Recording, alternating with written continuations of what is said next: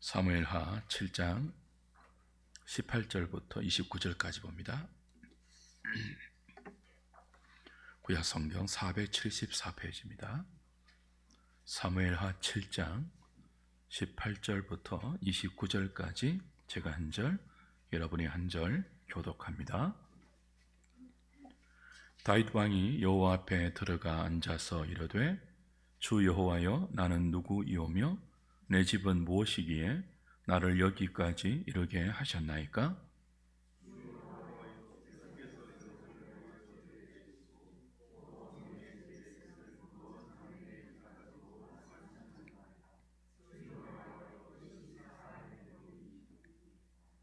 주 여호와는 주의 종을 아시오니 다윗이 다시 주께 무슨 말씀을 하오리이까?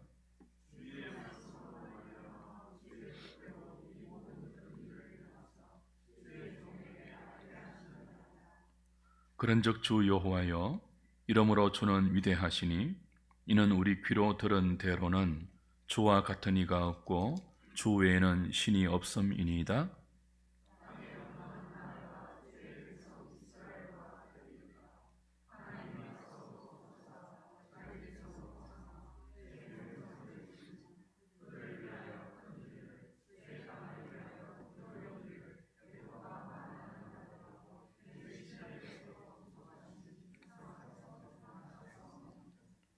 주께서 주의 백성 이스라엘을 세우사 영원히 주의 백성으로 삼으셨사오니 여호와여, 주께서 그들의 하나님이 되셨나이다.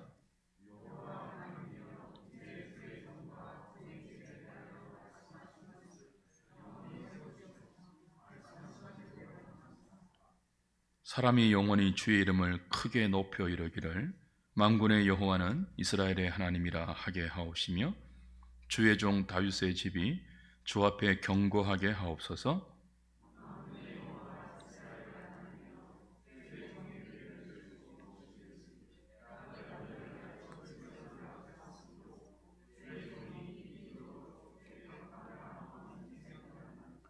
28절, 29절 같이 봅니다. 주 여호와여, 오직 주는 하나님이시며 주의 말씀들이 참되시니이다. 주께서 이 좋은 것을 주의 종에게 말씀하셨사오니 이제 청하건대 종의 집에 복을 주사 주 앞에 영원히 있게 하옵소서. 주 여호와께서 말씀하셨사오니 주의 종의 집이 영원히 복을 받게 하옵소서 하니라. 아멘.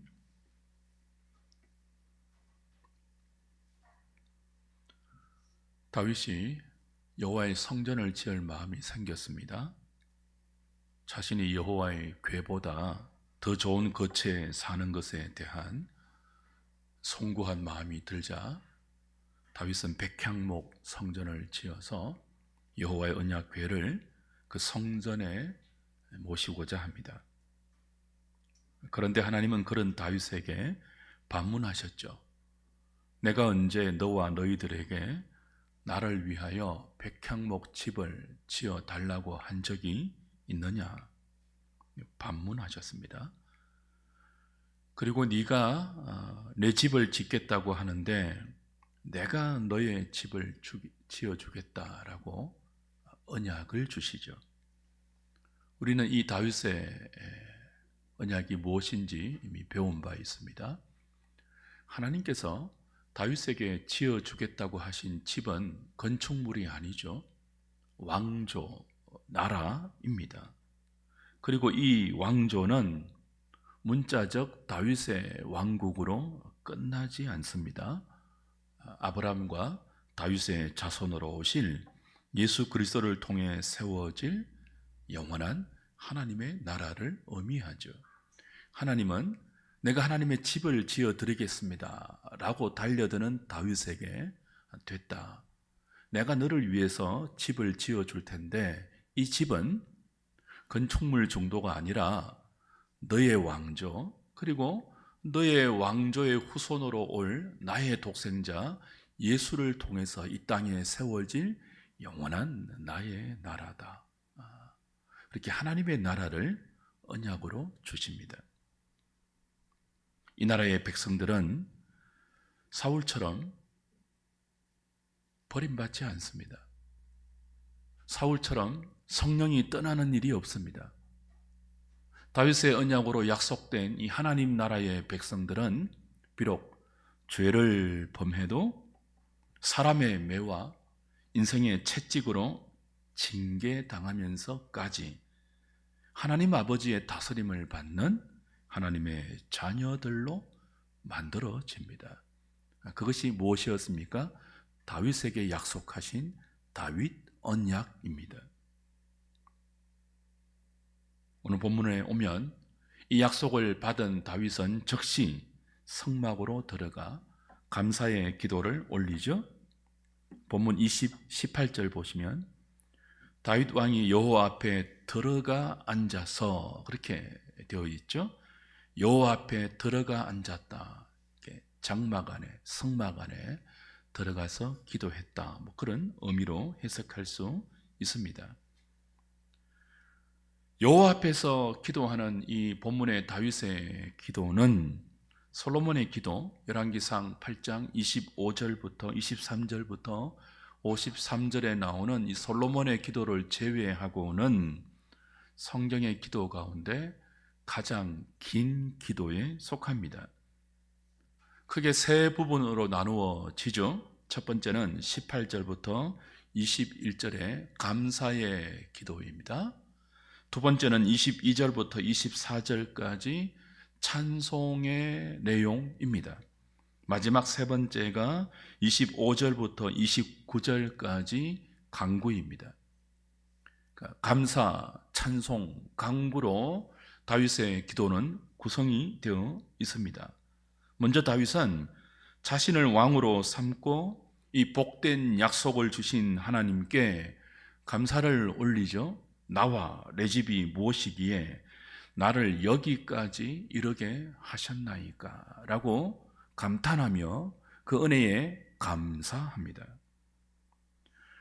다윗은 하나님 앞에 감사의 기도를 드릴 때 하나님께서 자신에게 베풀어 주신 은혜를 큰 일이라고 표현합니다. 다시 18절부터 쭉 보십시오. 다윗 왕이 여호와 앞에 들어가 앉아서 이르되 주 여호와여 나는 누구이오며 내 집은 무엇이기에 나를 여기까지 이르게 하셨나이까. 그러니까 목동에 불과한 자신을 여기까지 이스라엘의 통일 왕이 되는 이 자리까지 나와 내 집이 무엇이길래 이런 은혜를 베풀어 주셨습니까? 라는 감사의 고백이죠. 19절 주 여호와여 주께서 이것을 오히려 적게 여기시고 또 종의 집에 있을 멀 장래의 일까지도 말씀하셨나이다. 주 여호와여 이것이 사람의 법이니이다. 주 여호와는 주의 종을 아시오니 다윗이 다시 주께 무슨 말씀을 하오리이까. 주의 말씀으로 말미암아 주의 뜻대로 이 모든 큰 일을 행하사 주의 종에게 알게 하셨나이다. 그래요. 이 모든 큰 일을 행하셨습니다. 주님은 주의 말씀으로 약속하신 그대로 주의 뜻대로 이 모든 큰 일을 종과 종의 집안에 행해 주셨습니다. 그리고 그것도 작다고 여겨질 만큼 나의 후손들에게까지 큰 약속을 주셨습니다. 종이 무엇이길래, 우리의 가문이 무엇이길래 도대체 이런 큰 은혜를 행하여 주셨습니까? 라고 감사하고 있죠.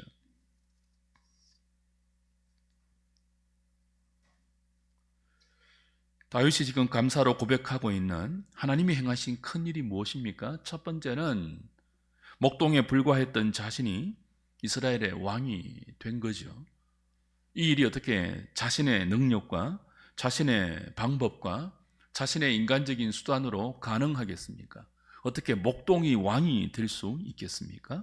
불가능한 일이에요. 근데 그 불가능한 일을 하나님은 다윗에게 행하셨습니다. 큰 일입니다. 작은 일이 아니에요. 큰 일입니다. 다윗은 성전 건축을 통해서 마치 자신이 하나님을 위할 수 있고 하나님의 집을 지어줄 수 있는 존재인 양 착각했지만, 하나님은 다윗 언약을 통해서 네가 나를 돌보지 않고 내가 너를 돌본다. 네가 나를 위하지 않고 내가 너를 위한다. 네가 나를 집을 지어주는 존재가 아니라 내가 너를 위해서 집을 지어준다. 들판에서 양떼의 꽁무니를 쫓는 목동에 불과한 너를 불러 이스라엘의 주권자로 삼아 왕으로 세우신 분이 누구냐? 네가 아니고 나다. 그렇게 말씀하셨습니다. 그 말씀을 듣고 다윗이 깨닫고, 맞습니다 하나님, 하나님이 다 하셨습니다. 그리고 하나님이 나에게, 나와 우리 주에게 하신 모든 일은 큰 일입니다. 사람이 할 수 있는 작은 일이 아니라 큰 일입니다. 하나님만 하실 수 있는 큰 일입니다. 그렇게 고백하고 있죠. 다윗이 고백한 하나님이 행하신 큰 일은 이것만이 아닙니다. 다윗을 왕으로 삼으신 일은 이것에 비하면 작다고 치부될 만큼 더 큰 일이 있죠. 다윗의 가문에 약속하신 영원한 왕조입니다. 다윗만 왕이 되는 것이 아니라 연약한 그의 모든 후손들까지 다윗 왕조의 왕이 되게 하겠다고 하셨습니다. 먼 후손들까지 이 나라의 왕위를 이어가겠다고 하셨습니다. 그리고 그것은 구속사접으로 다윗의 후손으로 오실 예수 그리스도를 암시하고 있죠. 그런데 생각해 보십시오. 다윗의 고조 할머니가 누굽니까? 이방 여인 룻이에요. 이방 여인 룻이 이스라엘의 왕조에 들어가 있는 것, 이건 상상할 수 없는 일이에요. 근데 이 상상할 수 없는 일이 다윗의 가문에 일어나고 있죠. 이방 여인이 포함된 다윗의 정통, 이스라엘의 정통 가계를 따지자면 순수 혈통이 아니죠. 잡족이에요. 근데 이 이방 여인의 피가 흐르고 있는 다윗의 가문을 하나님은 택하셔서 그 다윗의 가문을 통하여 영원한 하나님의 나라를 이루겠다고 하십니다. 이것은 목동에 불과한 다윗이 이스라엘의 통일 왕이 된 것보다도 훨씬 큰 일이에요.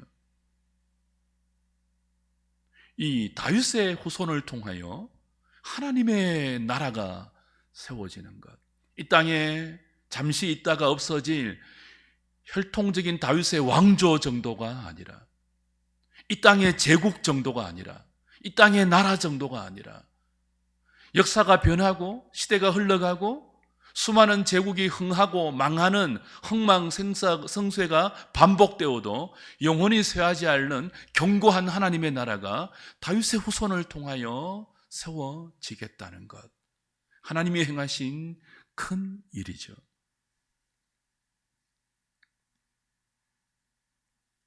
그래서 다윗은 고백합니다. 주님은 주의 말씀을 인하여서 주님의 마음에 합당한 대로 주의 뜻을 따라서 이 큰 일을 행하셨습니다.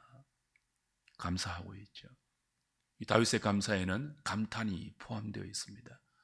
우리가 하나님께서 우리에게 행하신 은혜를 깨닫게 되면, 우리 가정 가운데 우리 자녀들에게 약속하신 그 은혜의 본질을 깨닫게 되면 감탄할 수밖에 없습니다. 내가 무엇이길래, 우리 가정이 무엇이길래 이런 은혜를 받기에는 도무지 합당하지 않는 그런 죄인인데, 목동에 불과했는데 어떻게 하나님의 복된 자녀가 될 수 있으며 그리스도와 함께 영원히 왕노릇하는 하나님 나라의 그 쇠하지 않는 복을 우리의 기업으로 누릴 수 있습니까?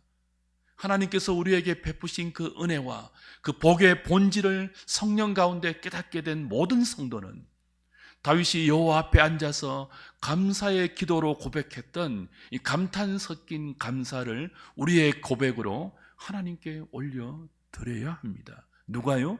은혜를 깨달은 자는. 내가 무엇이길래, 종의 집이 무엇이길래 이 큰 일을 우리에게 행하여 주셨습니까?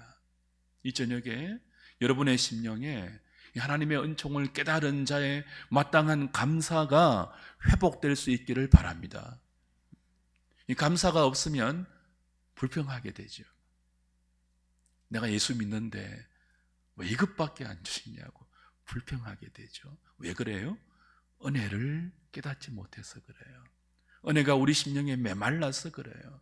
그래서 하나님의 큰 일이 큰 일처럼 보이지 않아요. 여러분을 구원하시고 여기 이 자리까지 여러분을 인도해 오신 하나님의 손길이 큰 일로 여겨지십니까? 아니면 아무것도 아닌 것처럼 여겨지십니까? 하나님의 은혜가 큰 일로 여겨져서 감탄 섞인 감사가 여호와의 보좌 앞으로 올려지는 이 저녁이 될 수 있기를 소원합니다. 근데 이 감사의 고백에 난해 구절이 하나 있어요. 19절 후반부 다시 보십시오. 주 여호와여, 주께서 이것을 오히려 적게 여기시고 또 종의 집에 있을 먼 장래의 일까지도 말씀하셨나이다. 주 여호와여, 이것이 사람의 법이니이다. 이 부분이 굉장히 난해 구절입니다. 이것이 사람의 법이니이다. 이것은 앞에 나온 다윗에게 주신 영원한 하나님의 언약을 말해요. 근데 이것은 사람의 법이 아니거든요. 다윗이 생각하거나 다윗이 고안해낸 디자인이 아니거든요.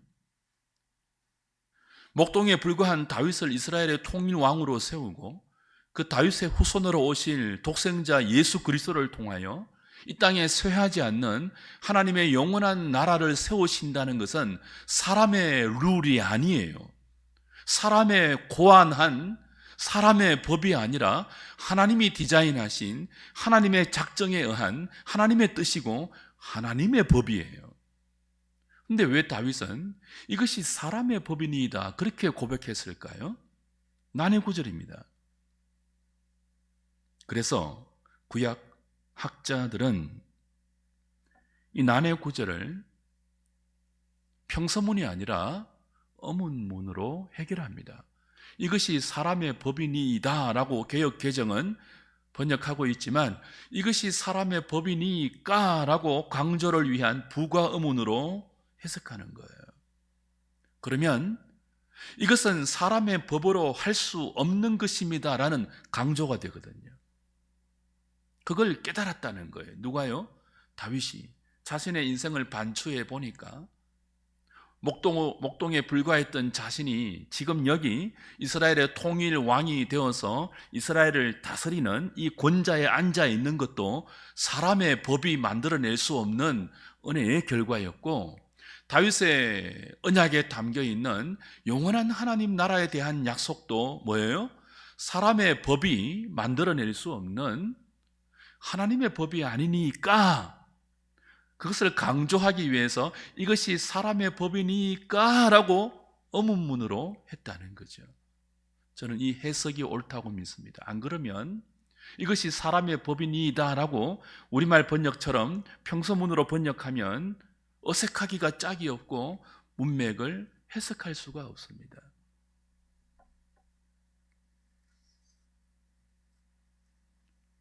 하나님께서 다윗에게 베푸신 큰 일, 영원한 다윗의 후손을 통한 하나님의 왕조, 인간 왕국이나 인간 세상에서 일어나고 관찰되는 모든 경험을 초월합니다.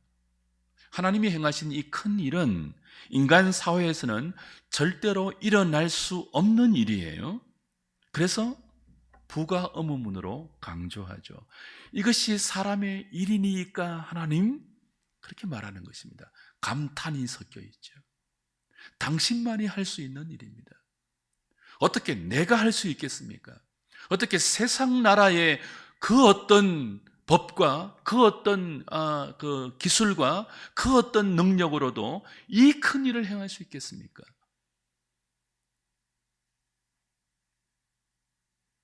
다윗에게 허락된 하나님의 은혜는 사람의 법을 넘어선 은혜이므로 사람인 다윗이 주님께 보태야 할 말이 없습니다. 그래서 다윗이 고백하죠. 내 주 여호와여, 제가 당신의 보태서 할 말이 무엇이 있겠습니까?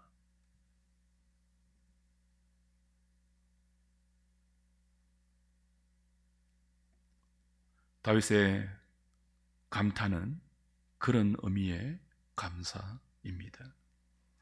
우리도 다윗처럼 하나님이 행하신 은혜의 큰 분량을 우리 심령으로 깨닫게 되면 주님께 내가 보탤 말이 없습니다. 주님이 하신 말에, 주님의 뜻에 내가 보탤 그 어떤 생각도 없습니다. 하나님의 법에 사람에 불과한 내가 무엇을 더 보태겠습니까? 무엇을 더 빼겠습니까? 그런 겸손한 인생의 자리로 돌아갈 수 있는 거죠. 하나님의 은혜를 깨닫지 못하기 때문에 인생이 감히 하나님에 대해서 이것도 해주시고요, 저것은 하시면 안 되고요 하고 더하고 빼고 하는 교만을 떠는 거예요.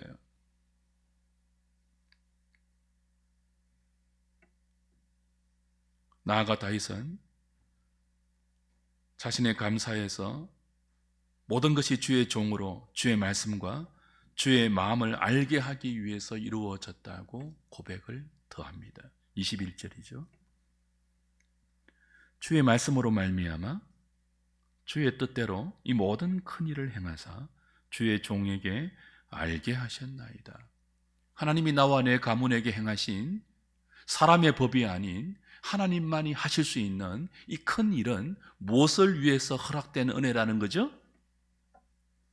주의 말씀으로 말미암아 주의 뜻대로 이 모든 큰 일을 행하사 주의 종에게 알게 하셨나이다. 여기 원문에 보면 주의 종에게 알게 하셨나이다라고 무엇을 이라는 목적어가 빠져 있습니다.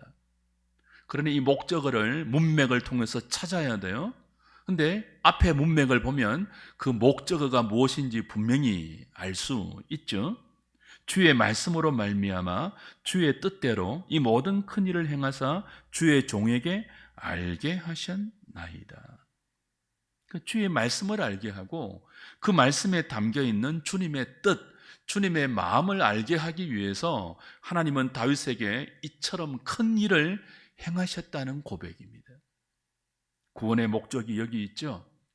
은혜를 베푸신 목적이 여기 있죠. 하나님께서 우리에게 이 구원의 큰 은총을 베풀어 주셨습니다.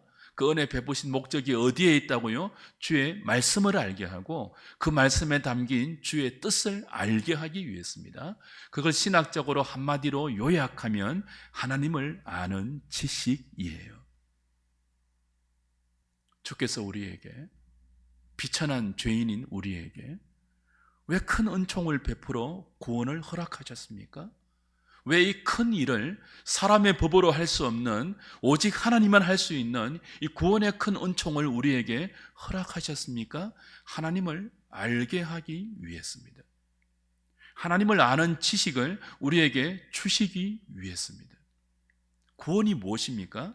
하나님을 아는 생명에 동참되는 거예요. 우리 늘 암송하고 있죠. 요한복음 17장 3절, 영생이 무엇이라고요? 영생은 유일하신 참 하나님과 그가 보내신 자 예수 그리스도를 아는 것이니이다. 영생은 아는 거예요. 누구를요? 하나님과 예수님과 성령님, 삼위 하나님을 아는 거예요. 우리에게 베푸신 하나님의 큰 은총은 어떤 목적을 위해서 허락되었습니까? 하나님을 알게 하기 위해서. 여기 안다는 말은 지식적인 알미 아니죠. 하나님을 경험해서 그분이 어떤 분임을 알게 하는 복된 인생으로의 초대가 구원입니다. 그걸 위해서 큰 일이라고 다윗이 감사로 고백했던 이 하나님의 은총이 우리에게 교회 가운데 허락되어 있는 것이죠. 하나님을 알게 하기 위해서.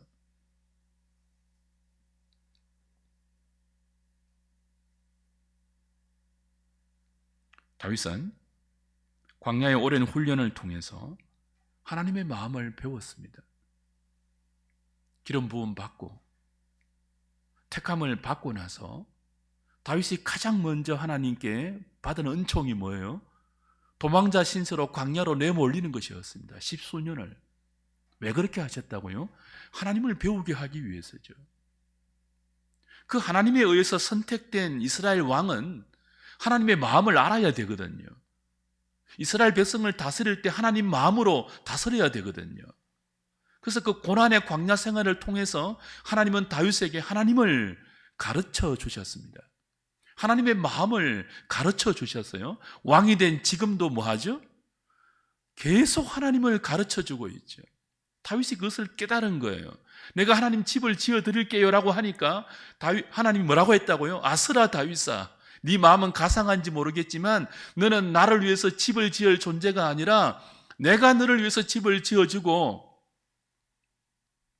내가 너를 돌보며 내가 너에게 은혜를 주는데 너는 나에게 큰 은혜를 받으면서 나를 배워야 돼.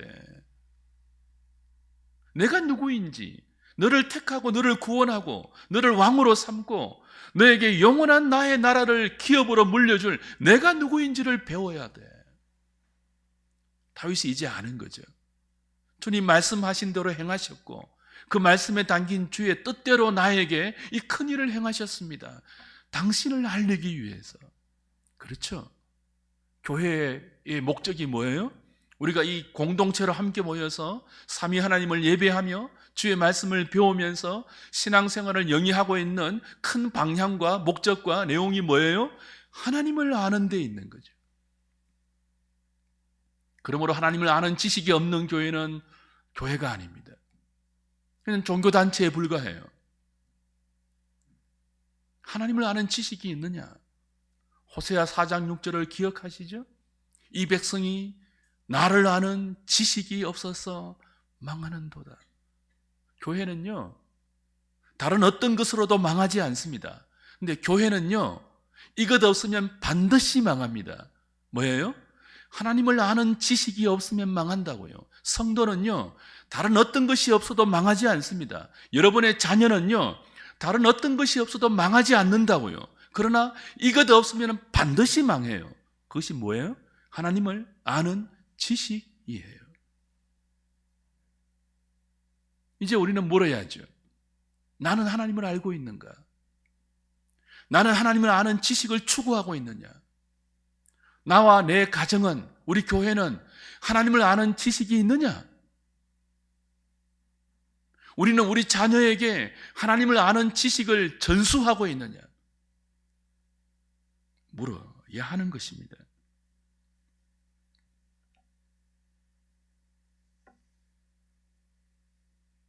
부부가 결혼해서 한 몸이 되어 한 집에서 살아가면 살아간 연수만큼 서로를 알아야 합니다. 그것이 부부에게 허락된 가장 큰 복입니다. 남편을 알고 아내를 아는 것은 다른 어떤 관계에서도 허락되지 않는 부부 안에서만 허락된 복이에요. 서로가 서로를 알아가는 것. 한 몸이라고 하잖아요. 서로가 서로를 알아가면서 그리스도 안에서 예수와 교회에 연합된 관계를 이 부부라는 신비한 연합차를 통해서 경험하는 것. 그래서 궁극적으로 하나님을 아는 지식으로 부부가 한 몸이 되어서 함께 자라가는 것. 복이죠. 근데 부부가 50년을 살고 40년을 살고 30년을 살고 20년을 사는데 서로가 서로에 대해서 모른다면 불행이죠. 나는 당신을 모르겠어, 도무지. 무슨 생각을 하고 사는지 모르겠어.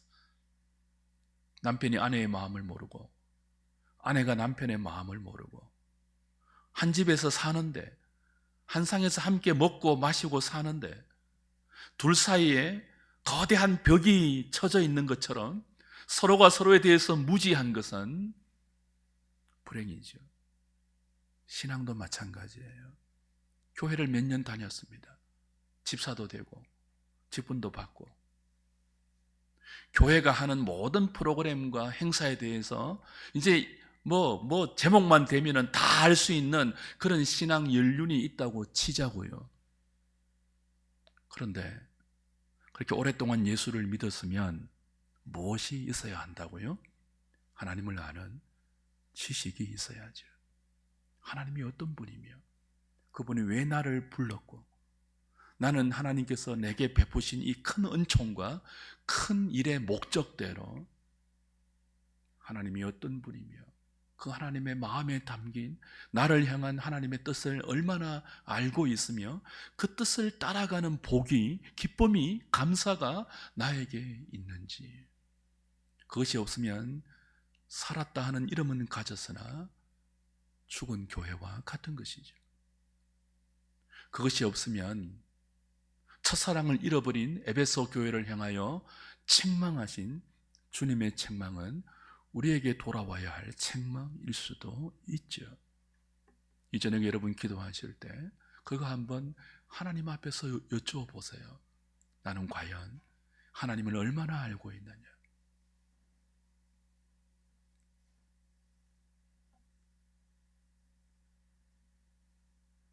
그 다음 다윗의 감사는 22절부터 24절까지 하나님이 베푸신 구원의 은총에 대한 찬송으로 이어집니다.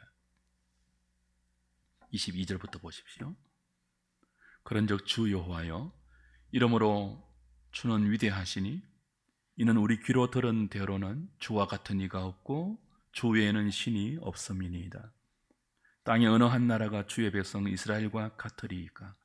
하나님이 가서 구속하사 자기 백성으로 삼아 주의 명성을 내시며 그들을 위하여 큰 일을, 주의 땅을 위하여 두려운 일을 애국과 많은 나라들과 그의 신들에게서 구속하신 백성 앞에서 행하셨사오며, 주께서 주의 백성 이스라엘을 세우사 영원히 주의 백성으로 삼으셨사오니 여호와여, 주께서 그들의 하나님이 되셨나이다. 찬송이죠. 하나님께서 다윗을 왕으로 삼기로 주권적으로 작정하지 않았다면 다윗이 어떻게 왕이 될 수 있었겠습니까? 하나님께서 애굽의 종으로 고통받는 이스라엘을 불쌍히 여기지 않고 그들을 택하기로, 그들을 구원하기로 작정하지 않았다면 이스라엘이 어떻게 하나님의 자녀와 백성이 될 수 있었겠습니까? 그래서 다윗은 다시 한번 하나님의 그 주권적인 선택과 작정을 큰 일이라고 다시 강조합니다.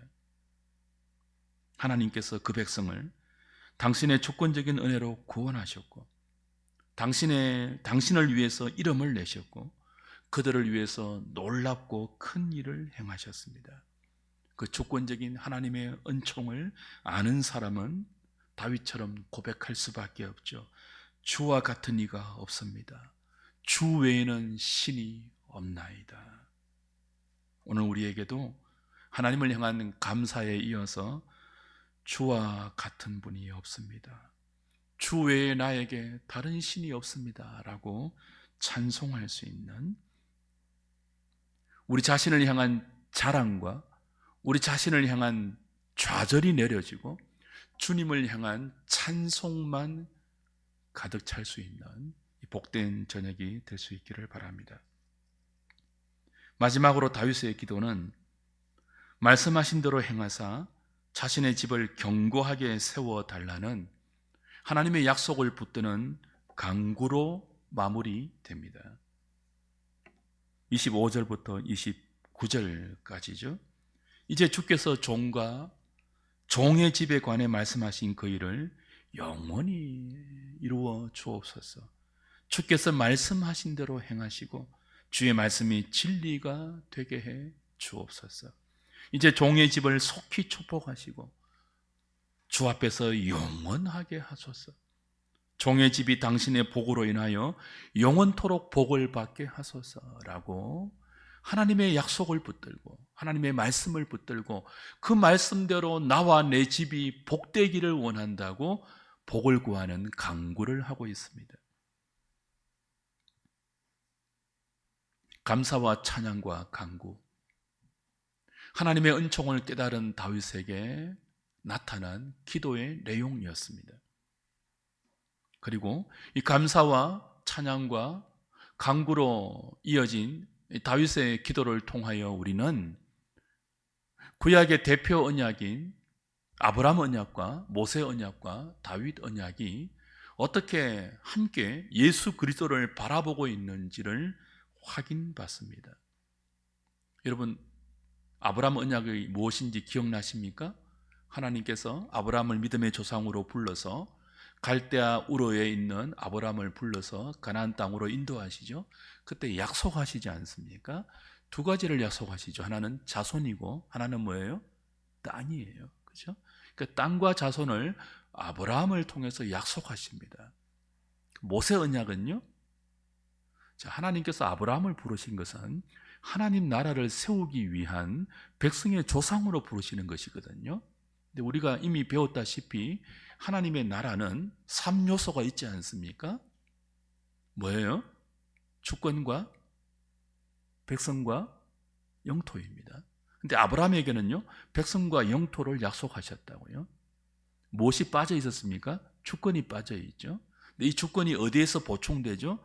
모세 언약에서 보충됩니다. 하나님께서 아브라함의 후손들이 애굽에서 큰 민족을 이루자 이제 때가 되어 그들을 구원하시고 시내산에 불러 모아 언약을 주시죠. 그 언약의 핵심은 율법이에요.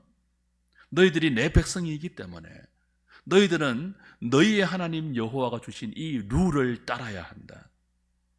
그 법을 주신 주권자가 여호와 하나님임을 모세의 시내산 언약을 통하여서 보충시켜 주셨습니다. 그래서 이 백성 그리고 영토, 주권이라는 하나님 나라의 3요소가 아브라함 언약과 모세 언약을 통하여서 확립이 되었는데 왜 다윗 언약이 또 필요합니까?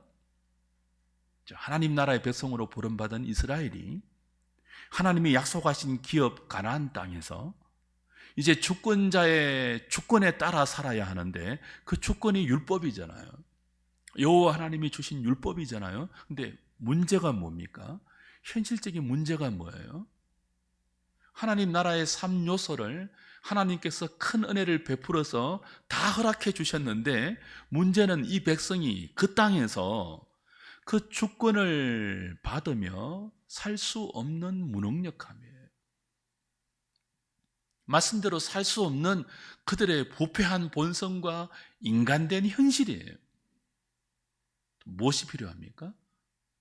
그들을 하나님 백성답게 살 수 있도록 그들이 하나님 나라의 왕이신 하나님의 주권에 순종하면서 그 땅을 열방을 향한 제사장 나라로 만드는 이 일이 가능하도록 그 백성을 그 나라의 왕에게 중보하는 중보자가 필요한 거죠. 그 중보자가 어디에서 나타납니까? 다윗 언약에게서 약속되는 거예요. 언약의 중보자로서 그 나라의 백성들이 하나님의 주권인 율법에 따라 살 수 있도록 그 어길 때 심판받아 마땅한 그들을 용서하시고 율법의 제사로 용서하시고 다시 하나님의 주권대로 살 수 있도록 하나님의 은총을 주시는 이 중보자가 다윗의 후손으로 오실 영원한 나라의 왕 예수 그리스도로 보정되고 보충되는 다윗 언약. 이 다윗 언약이 다윗의 감사 기도를 통하여서 우리에게 확인되고 있죠. 그러므로 그의 은혜의 통치 안에 있는 백성이라면 이 새 언약의 중보자이신 예수 그리스도의 큰 은혜의 통치 아래에 있는 백성이라면 다윗이 여호와 앞에 앉아서 감사와 찬송과 간구로 기도했던 것처럼 우리도 예수 그리스도를 우리의 언약의 중보자로 주신 하나님께 우리를 위한 대제사장으로 우리를 위한 참 선지자로 우리를 위한 영원한 왕으로 언약의 중보자이신 예수 그리스도를 당신의 약속대로 주신 하나님께 감사하며 찬송하며 예수 그리스도를 통해서 우리에게 주시겠다고 약속하신 그 복을 말씀대로 우리에게 우리 자손에게 주옵소서 우리 교회에 주옵소서 이 나라와 인민족 가운데 주옵소서라고 다윗처럼 기도해야 하는 것입니다. 이전에게 저와 여러분들이 그렇게 예수 그리스도를 통해서 우리에게 약속된 이 하나님의 약속을 붙들고 하나님, 그 약속이 이제 우리에게 복으로 임하게 하여 주옵소서. 예수 그리스도를 통해서 나에게 약속된 이 하나님의 말씀이 나의 오늘이 되게 하여 주옵소서. 내 자식의 오늘이 되게 하여 주옵소서. 영원한 우리의 복이 되게 하여 주옵소서라고 기도해야 하는 것입니다. 이전에게 그 감사와 그 찬송과 그 기도가 하나님 보좌로 올라가는 저와 여러분들의 간구가 될 수 있기를 주님의 이름으로 축복합니다.